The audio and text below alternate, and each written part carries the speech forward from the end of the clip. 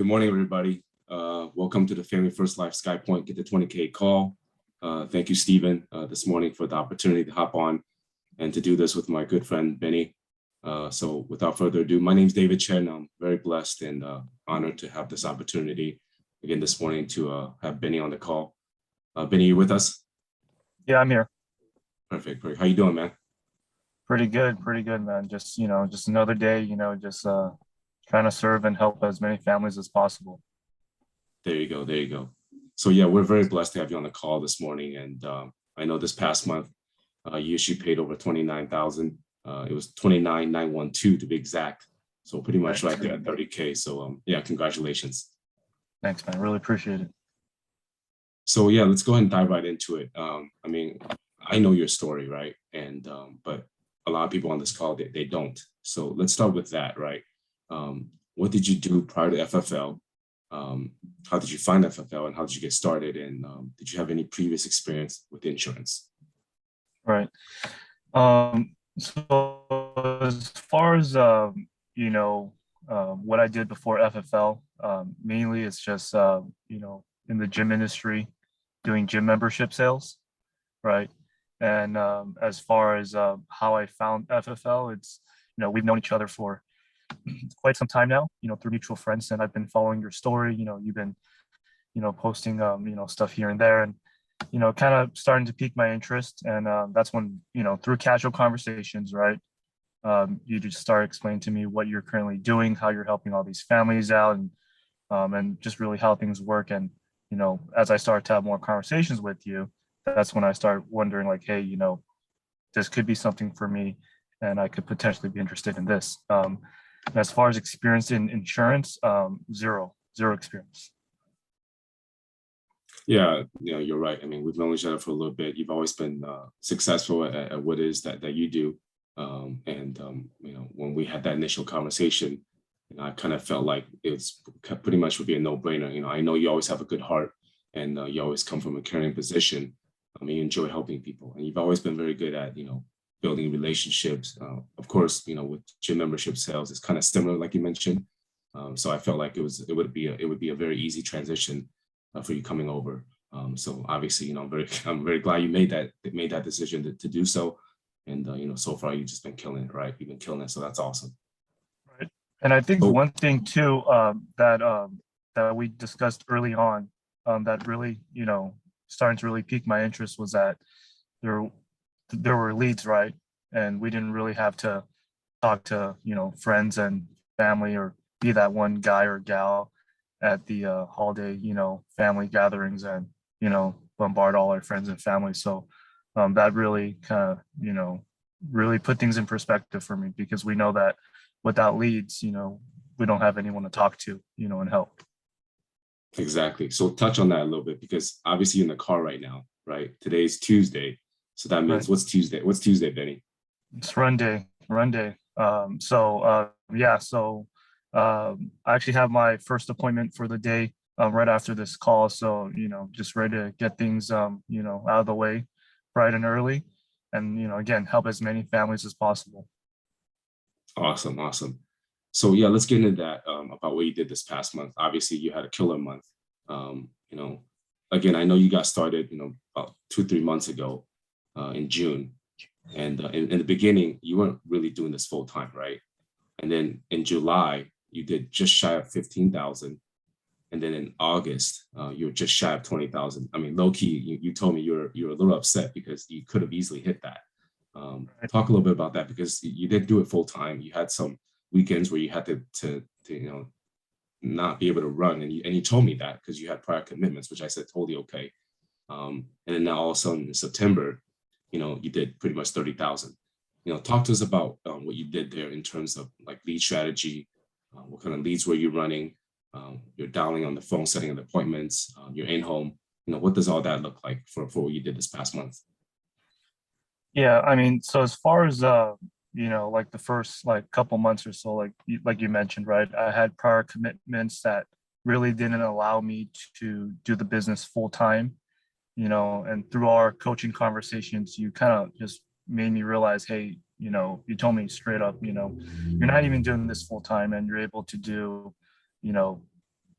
what you just did, and imagine if you had a little bit more time and you didn't have those prior commitments, what you would have done, right? And so it just kind of really made me realize, hey, once I do this completely full time, how things will look. And that's exactly what we did this past month in September.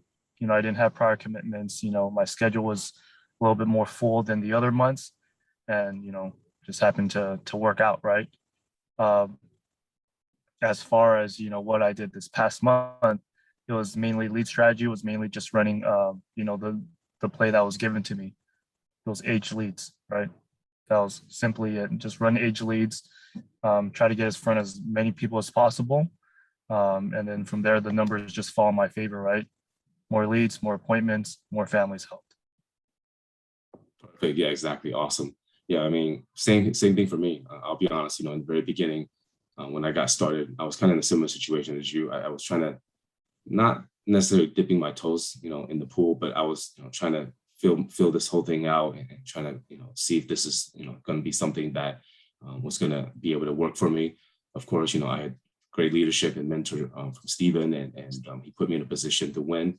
And, kind of like I just follow the blueprint like all of us do.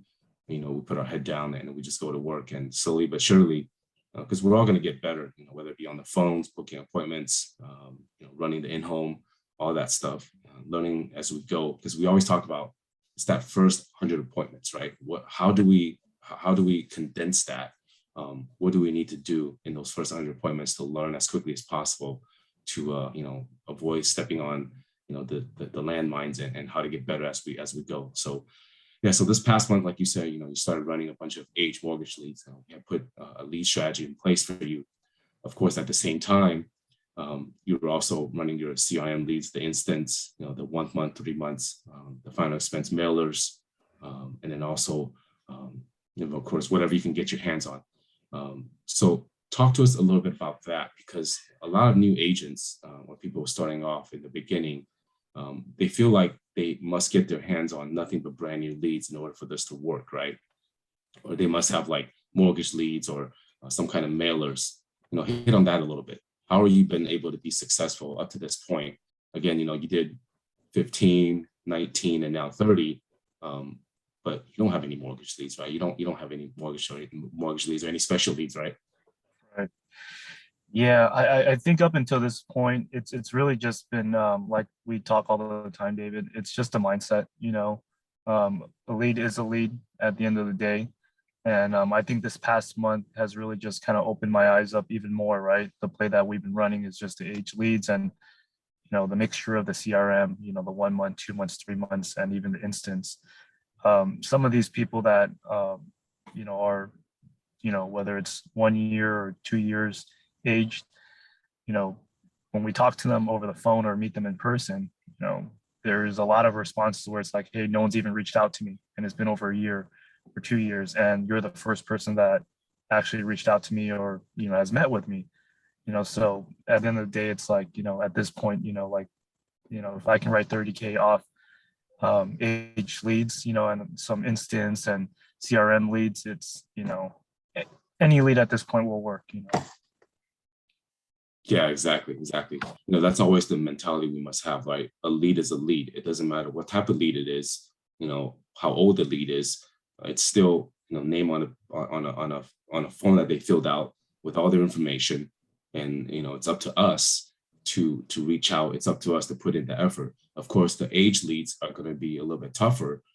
We have to work a little bit harder, but those leads are gold, right? Because like you said, a lot of times they'll tell us, hey, no one's ever actually reached out. I've never actually really sat with anybody or met with anybody.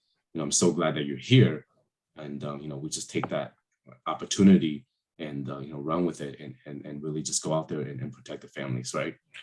Yeah, and I think initially too, just like from a brand new agent perspective, as far as like running age leads, and I think I told you before too, that my personal opinion with age leads in the very beginning, before even running them or finding success with them, I didn't want to do them. I had all these excuses that you can think of, and you just said, hey, a lead's a lead, run it, and then we'll talk again in a couple of weeks, or like in a week and we'll see where things are at. And everything just fell together, you know. So it Yeah, really just goes exactly. back to mindset. Right, exactly. And you know, I'm just gonna go put this out there and say this, you know, Benny, I'm very, very, you know, proud of you. And I'm also extremely grateful how you've been up to this point, and I know you'll continue to do so. You've been extremely humble. You know, you've been extremely coachable.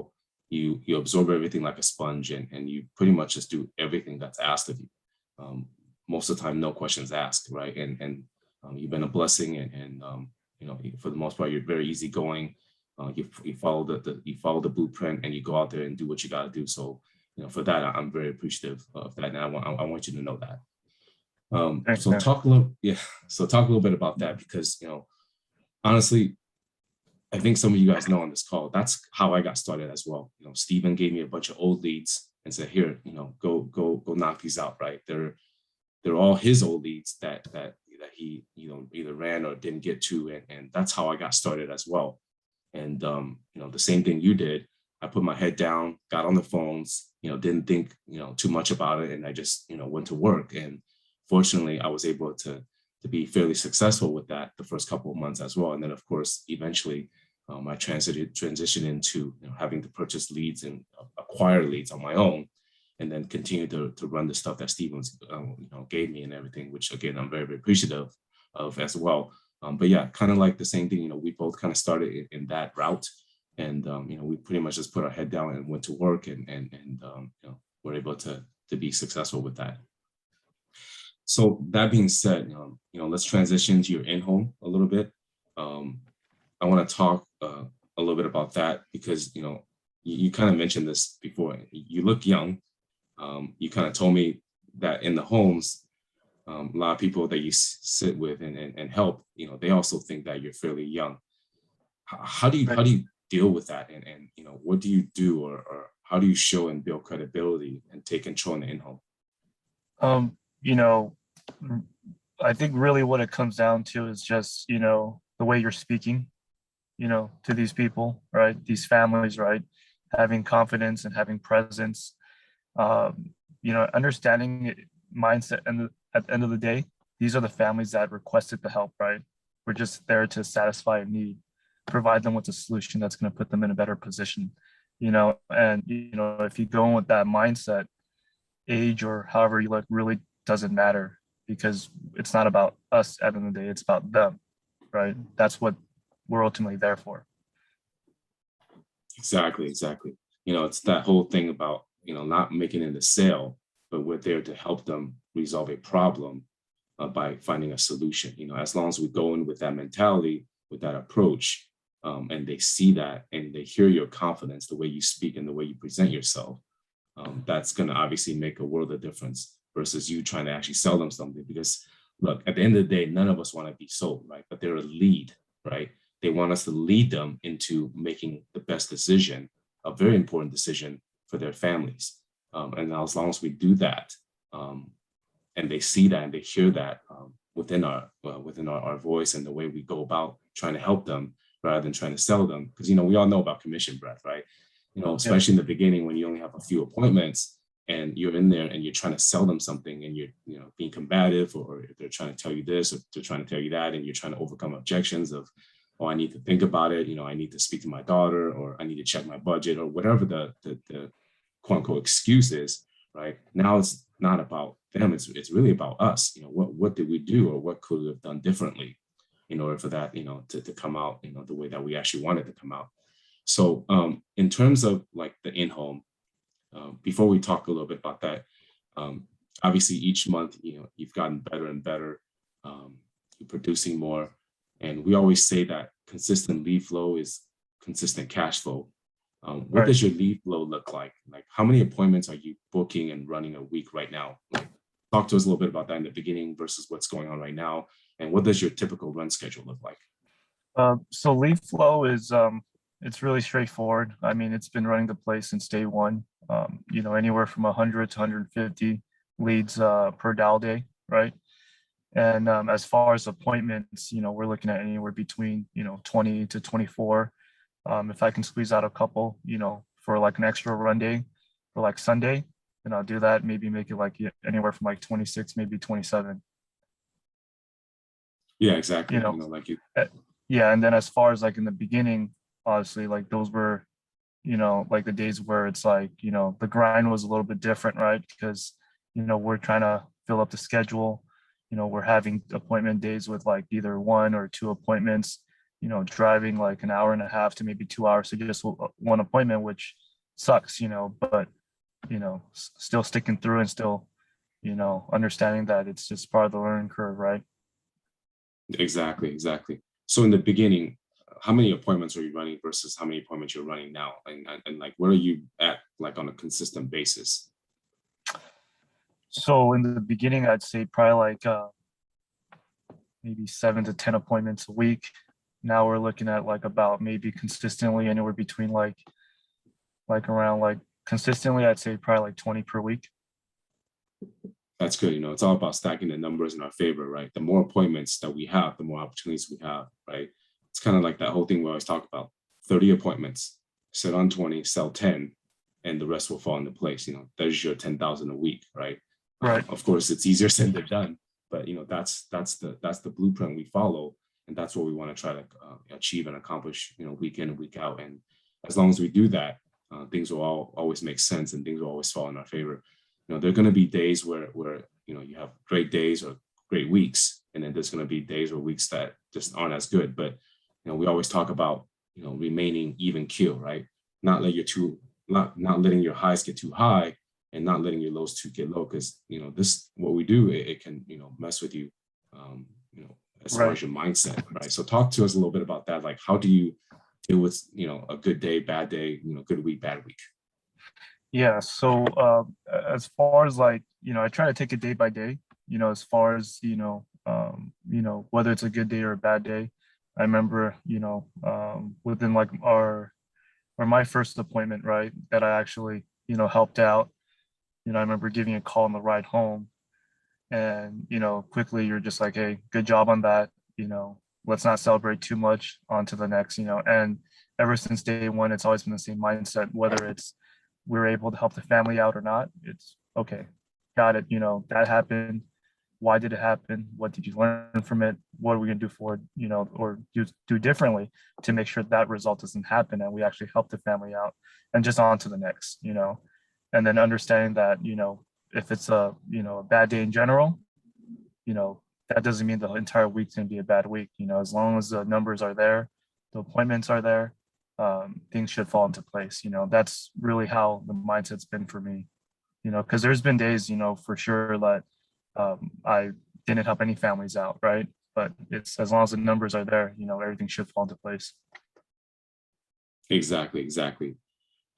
So obviously you're running face-to-face appointments, and which is the blueprint of what we're doing. And lately, obviously, Family First Life have introduced different resources and different ways we can sell and we can meet with and help clients.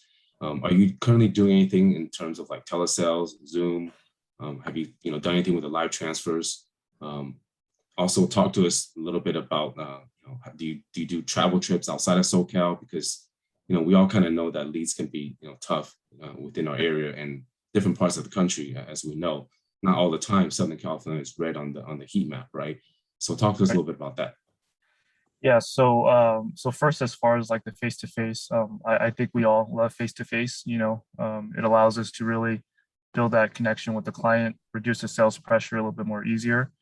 As far as telesales and virtual sales in general on Zoom, I started dabbling in that just a little bit. Haven't really found too much success on that, but I'm really allowing the client the opportunity to either, hey, A, meet me in person, or two, connect over the phone, or three, connect on Zoom. And so today I actually, do have a couple, phone appointments set. So, we'll see how that goes. Yeah, exactly. Kind of like, Brandon Kitchings, how he trained us about that. Right now, we actually have different ways we can help clients. Exactly. Hey, Mrs. Client, Mr. Client, typically I do need to come out to see you because these programs are not medical. It requires that I verify who you say you are and you're not on oxygen and you're not strapped to a hospital bed. Right. However, due to the pandemic and just for the convenience, of the families that we see, I can also do this over the phone. It takes about 10 to 15 minutes. This is a good time. Or we can, set up something via over Zoom. And so at least we can see each other face to face, right? So we have now that leverage and that flexibility to help families, not only just face to face, because a lot of times, let's face it, they don't know who we are. They're, a little bit resistant as far as letting us in the home, especially during this pandemic time. So talk a little bit about, as far as what you've been doing. Obviously, we know that Mondays is Dow Day, and then we try to run Tuesday, Wednesday, and then Dow Day is Thursday. Again, we run Friday, Saturday, and then anything that we may or may not have or what we choose to do on Sundays. Talk to us about the importance of Dow Days for you. I mean, it's extremely important, you mentioned since day one, protecting your downtime, if we don't have leads and we don't dial them, we don't have appointments, then we don't have anyone to talk to. If we don't have anyone to talk to, then we're not going to be able to make any money, and we're not going to be able to help any families out. So since day one, you kind of ingrained that in me, and that's allowed me to kind of start blocking out time in my calendar to making sure that, hey, I'm going to call on these times and nothing else is going to happen, right? But also if there's gaps within my schedule, like today on a run day, I'm going to make sure that I'm going to block off some time as well and use that time to start setting up as well, for the next couple of days as well. So there's no downtime whatsoever. Just always remaining busy, staying active, and the activity is eventually going to lead to some really good results. Exactly. Talk to us about your dial days. Like, what time do you start dialing, and what does a typical dial day look like for you? So usually I start about 7:30. I mean, that's pretty uncomfortable for me to start in the beginning. When you told me 7:30, I was like, man, that's pretty early, for me and for a lot of people. But started doing at 7:30. And then once you actually start doing it, then you start realizing, hey, people are picking up before work, people are picking up before doctor's appointments, people are picking up before they head out the door. So it works. So usually on a dial day, I'm looking at like anywhere between 7:30 to maybe 12:30. Sometimes I'll take a break depending on where things are at. Then I'll get back right at 3:30 and run to about maybe 8:30. Exactly. That's something in the beginning for myself as well, that I wasn't too comfortable with, like, knowing that we're calling these people so early in the morning. I mean, are we going to get yelled at? Are we going to get hung up on? Are they even going to pick up the phones?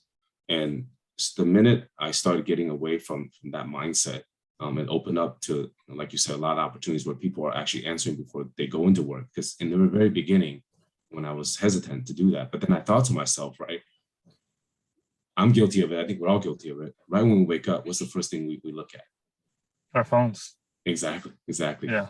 Whether that's a good thing or a bad thing, but we look at our phones, look at the news feed, text messages. Oh, hold on a minute. There's a phone call. This guy's called me 2 times, 3 times now. What's going on? Let me pick up, right?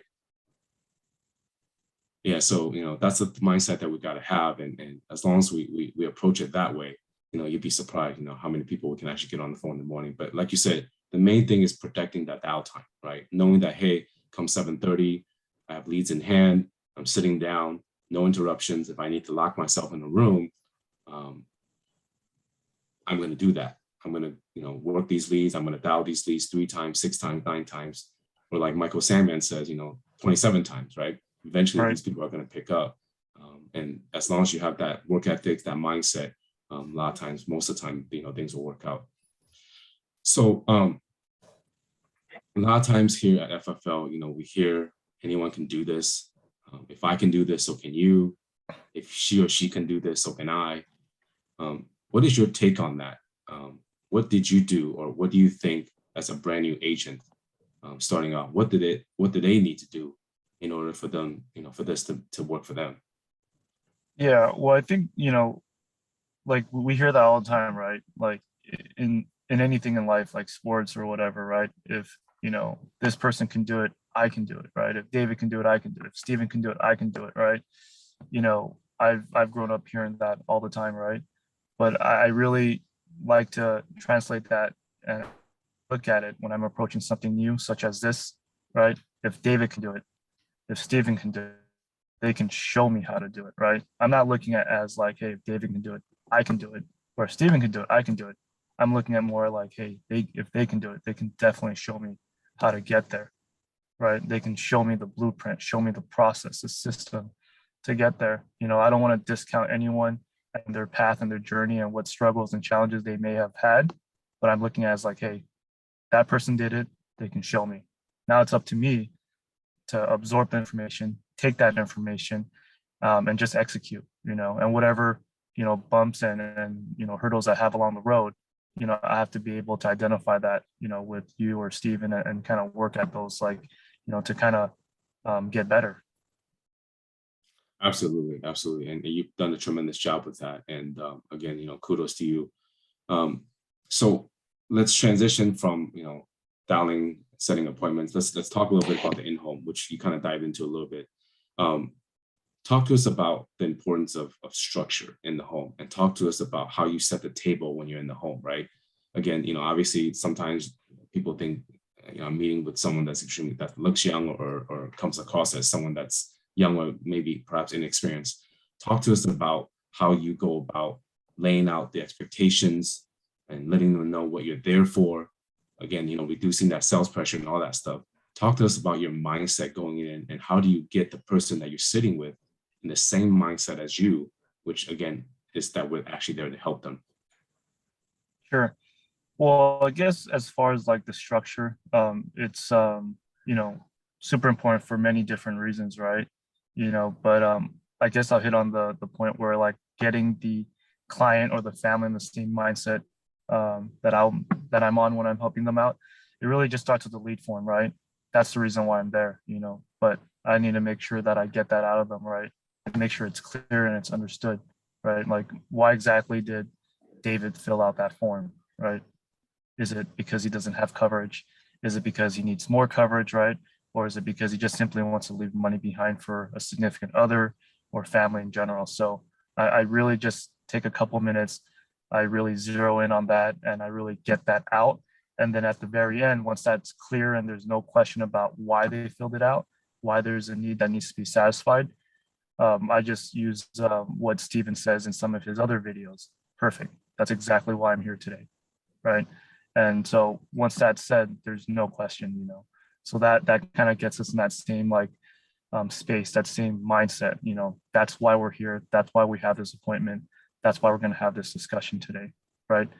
And typically after the lead card is done, that's when we move on to reducing the sales pressure, by presenting, or not presenting, but showing, hey, this is my state license.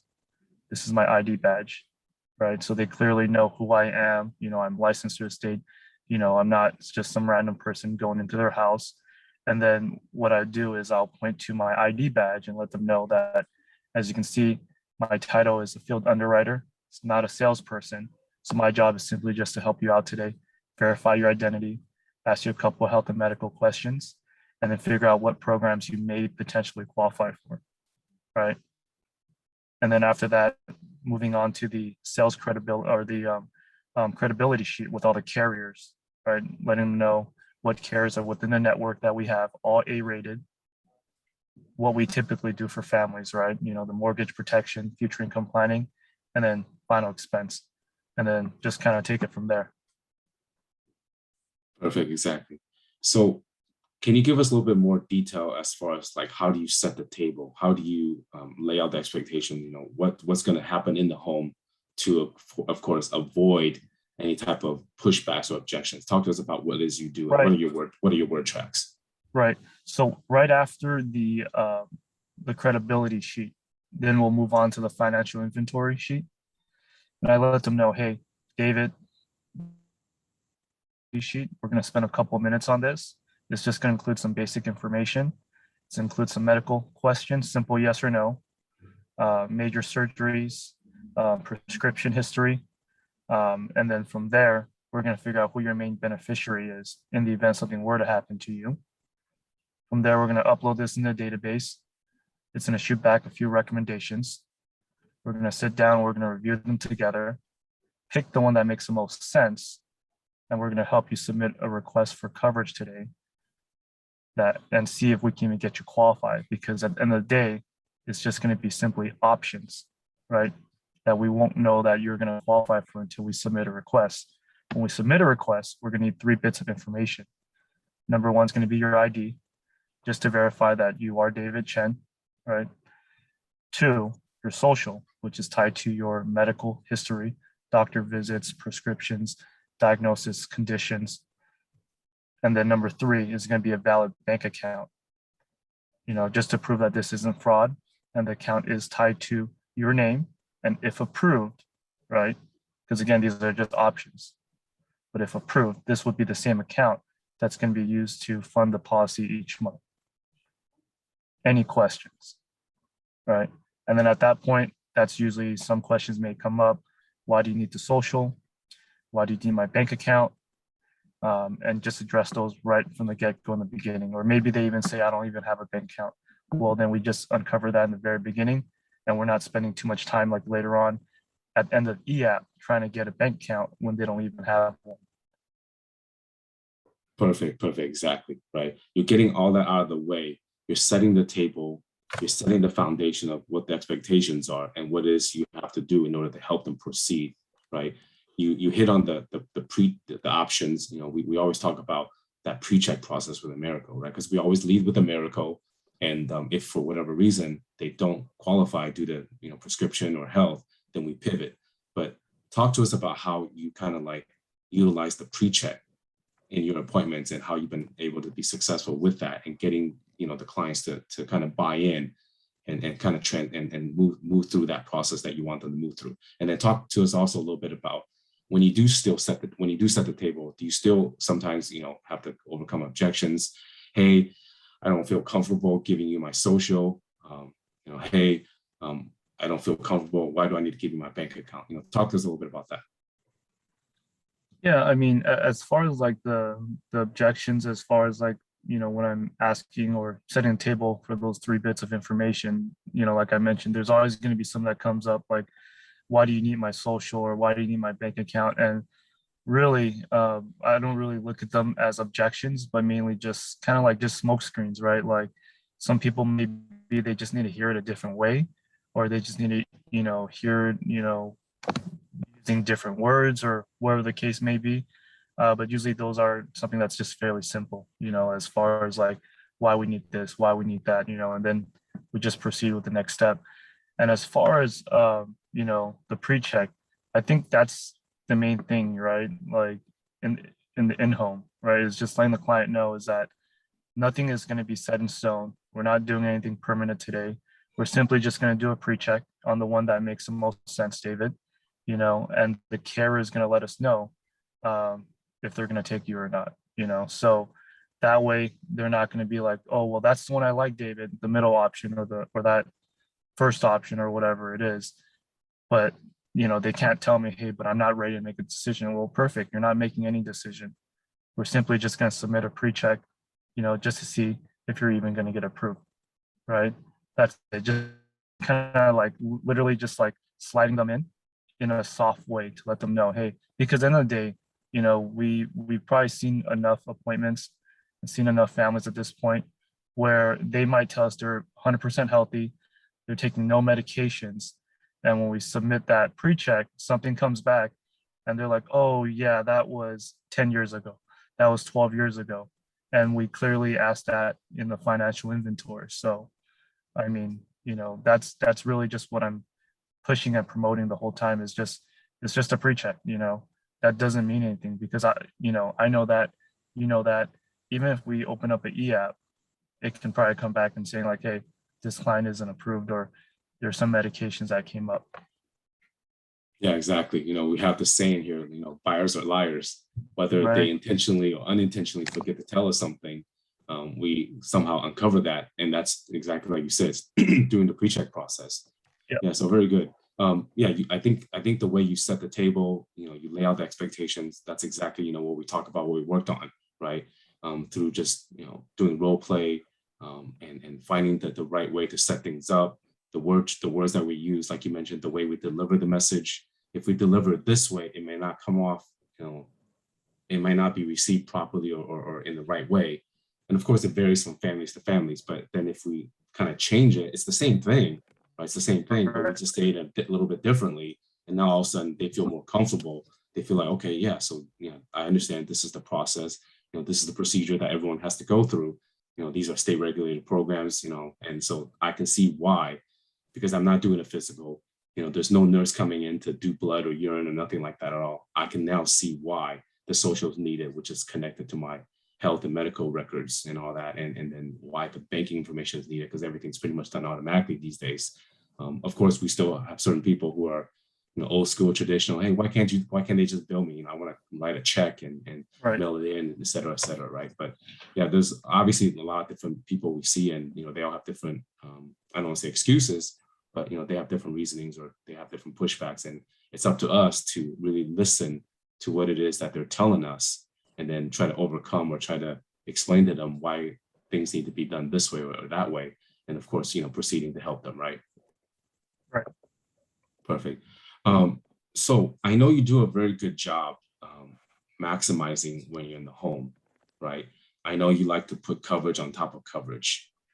Talk to us a little bit about how you go about that. How do you identify other possibilities and opportunities when you're in home? And before you go into that, anyone who has any questions, please feel free to put in the Q&A and we'll address it.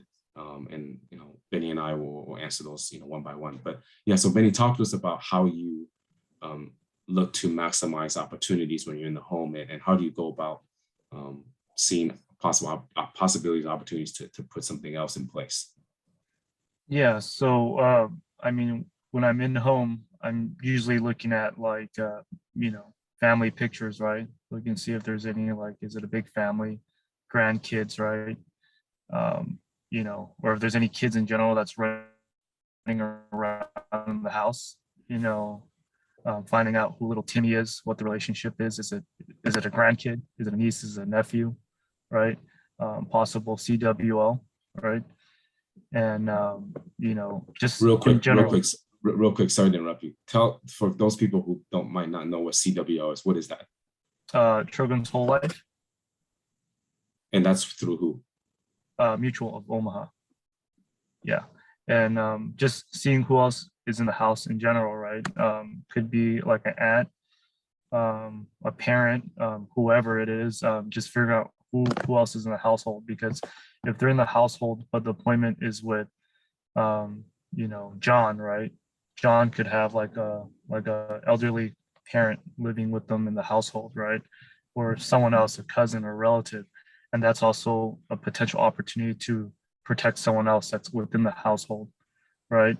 So just really just trying to maximize opportunity in that specific household while I'm there. And I think one other thing too is that with the credibility sheet, right? I actually have it here. The credibility sheet in the beginning, right? We're letting them know what we do, right? Mortgage protection, right? In case of a premature death or disability that pays off the mortgage. Future income planning, right? For families with young adults or small kids, right? Like such as kids programs, right? And then letting them know we're here for the final expense program here. So that usually plants seeds in the conversation, and they might be like, oh, kids program. How does that look like? Or, what is that? Perfect, David. We'll get to that in a minute. Let's go ahead and, focus on why we're here today, which is solely on you on the final expense program. Yeah, exactly. I do the same thing, right? When we're in the home, again, we're not necessarily there to build rapport or become BFS with them so they can invite us to a barbecue or something like that. Right. But we identify certain things when we're in the home, like you said, looking at pictures on the wall. Do they have big families? Are there, grandkids, kids? How many times, Benny? I mean, I can tell you, but tell us, how many times have you been in the home where you're actually there to help Mr. and Mrs. Jones, but then you end up helping other family members? How many times have you identified, hey, they have little ones, and we were able to help not only Mr. and Mrs. Jones, but we're able to, help the little ones as well. And, or, hey, I really appreciate everything you did for me. My so-and-so is actually here, and I know they don't have coverage. Do you mind if I go and grab them, and do you mind sitting down with them? Right? Tell us about that. Yeah, there's been plenty of times, and those are actually the best appointments. Uh, where, like I said, like grandkids running around. I had that happen a few times, and that's additional coverage right there. Um, Sometimes there's just a mother that's like walking by. I had that happen like a couple of times as well, and they're like, "Hey, um, how would that look like for me?" Right? And as soon as they say that, I take that as a buying sign, right? But I also take that as really that's an opportunity to help another person out, right? I'm helping out their son. I'm gonna help out the mother too, right? And I think that one time I had mentioned to you that that happened for the first time. The mother had walked by at the kitchen table, and I'm helping out the son, and she's like, "Hey, how would that look like for me?" I just had a friend recently that was around my age, around 55. She passed unexpectedly, and their family's unable to get the body out of the morgue, right? And they're doing car washes, they're doing GoFundMe and all that. And she's like, "I really don't want that to happen to my family and my kids." And I said, "Hey, I wouldn't want that either." So we just started a conversation there as soon as I helped out the son, and we were able to get her covered as well. Exactly, exactly. Also, I noticed you're very good about adding on the Mutual of Omaha Guarantee Advantage. Talk to us about that, and what type of opportunities do you get where you can actually implement and add that on top of the coverage that you actually put in place for them. Yeah, so I love the Mood GAD, right? I mean, as soon as we get the initial coverage set, whether it's like America or whatever it may be, as long as they're within the age group that makes sense, I'm gonna give them a quick presentation, with the Mood GAD, and they're either gonna tell me yes or no, but most of the times, they they say yes, and it's just simply just presenting it, right? Because they already bought coverage, and while they're getting things set up and done now, they're most excited, and this is when their mind's in that state where they're like, "Hey, let's take care of the coverage," right? But some of the things I typically look for is like, what's their occupation? What are they doing for work, right? Are they a truck driver? Are they out on the road for 10, 12 hours? That could be a potential Mood GAD opportunity, right? Um, you know, Anyone that's looking to just get additional coverage in general, that could also be another opportunity for GAD. Yeah, exactly. And the good thing about that is, and what a lot of people get enticed with is you can get such a big amount of coverage for very little premium. And I don't know if it's a psychological thing, but like when they see that, it's like, "Ooh, I can get 150K, I can get 250K for $20 a month. I'm in, right? I'm in." So yeah, um, I think again you do a great job identifying those opportunities, and you do a great job in terms of helping find opportunities where you can actually help other members within the family, or identifying other possible needs, and putting that in place. So that's awesome. Benny, I'm not sure what happened. We don't see you. Can you hear us? Yeah. Oh, sorry about that. There you go. All right, cool. So yeah, again, you do a really good job identifying those opportunities and put those things in place. Yeah, same thing. When I'm in the home as well, I'm looking to see what other opportunities there may or may not be. And again, by just kind of asking them, what it is that they do, what their occupation is. If they're like truck driver that drive cross country, if they work on high risk jobs, for example, in construction, they're up in tall buildings, high rise on the cranes, um, things like that, right? Then that tells me, this is a perfect opportunity. This would make sense for them. And then, like you said, I just kind of slide it in there, give that presentation, let them know what that looks like. And then a lot of times they see that it does make sense, and we're able to add, coverage on top of, the original coverage we put in place. Yeah, and at the end of the day, we're putting them in a better position, right? Than they were before we met them. And we're looking at anywhere between, like, at minimum, like 10 to maybe $30 of additional premium, right? So it's a win-win situation. Exactly. So if there's any questions that you guys might have, please feel free to drop it in the Q&A section, and then Benny and I will address those and answer those questions. Last thing, Benny. Well, first of all, before that, recently you did a travel trip, right? And well, let's just be honest, we did a travel trip. And Right. earlier, we had talked about the different appointments that you run. You're starting to kind of dab into telesales a little bit and trying, Zoom and live transfers. But talk to us about travel trips. Are you doing travel trips outside of Southern California? What does that look like? And just talk a little bit about that right now. Yeah, so I've done maybe a handful of travel trips already, mainly to the NorCal area. I've been fortunate to have supportive family that live in that area. So it really saves me the expense of paying for a hotel, right? So that's really what attracted me to that specific area. And then obviously more recently this past week, had the opportunity to go on a travel trip with you and the team, right? So I think that was we spent maybe about a little bit over 3,000 on leads, and we were able to write like about 16,000 in premium. Talk to us about the experience of travel trips and what is different about, if anything, that you see versus running at in your own backyard here, whether it be LA County, Riverside, Riv County, or San Bern. There's really nothing that's too different. I think the only thing that's the main difference is just going out of your comfort zone, knowing that you're not going back home. You're going back to, more than likely it's going to be a hotel every night. And that's it, that's it. And then you're just finding out what you're going to eat throughout the, for lunch and for dinner. But there's really no different. You're doing the same thing. You're just helping families out. And obviously, we're just going to areas that have a little bit more, abundance of leads, that just puts the numbers in our favor. That's it. Exactly. So my mindset on travel trips, and it actually gives added pressure, the pressure that I actually like and enjoy, right? Because like you said, we're not going home, if we're not having a good day, or if we, for whatever reason, we go home. But this forces us in a good way, to really, focus and really put our heads down and get as many appointments as we can, get in front of as many people as we can, and help as many people as we can, right? So it's actually a good pressure for me.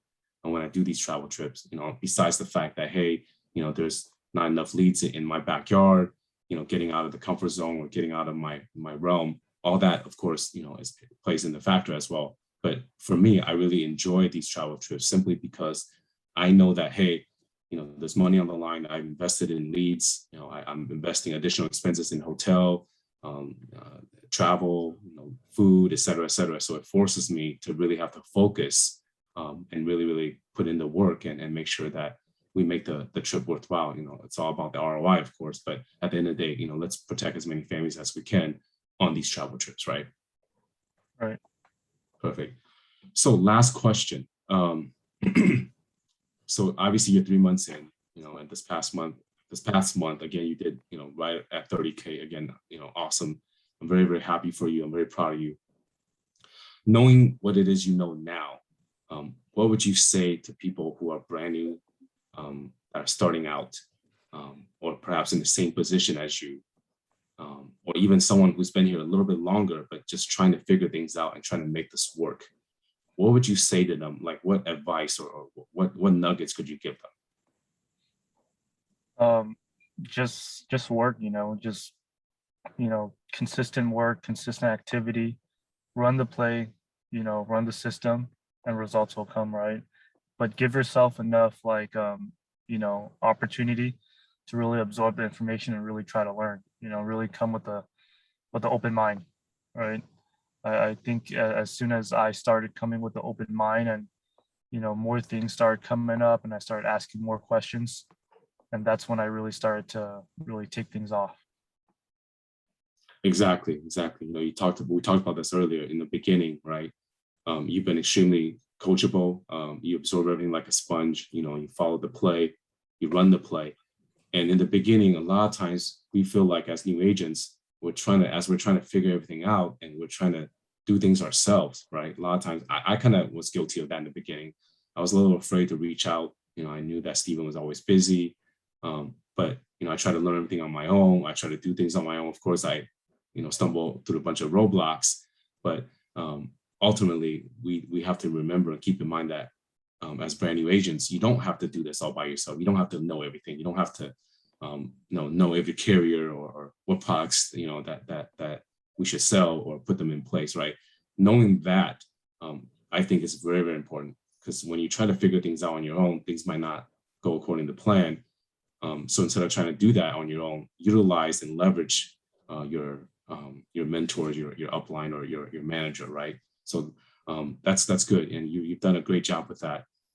You've done a great Yeah, I job with think that. one thing to add to that too, David, is like running the play that that we had set up, right? It's like, get the leads, get the appointment, go in home, set the table, reduce sales pressure, get the financial inventory, take a picture of it and send it. And I think that's really kind of allowed me to kind of shorten my learning curve, right? A lot, right? And, I've always tried to learn product in the beginning and, ask certain questions about product, and you just straight up told me, hey, don't even worry about that. Just run the play, take a picture of the financial inventory and just send to me, and everything else will take care of the rest. And literally, like, it did. Yeah, exactly. I had to get in that mindset as well. It's like, okay, let me try to figure this out in the home, because I want to make sure, the people I'm sitting with, they trust me, they know that I'm experienced. But I don't necessarily need to do that. I had Steven, who did all the work pretty much in the beginning. Right. But yeah, so that's great. That's great.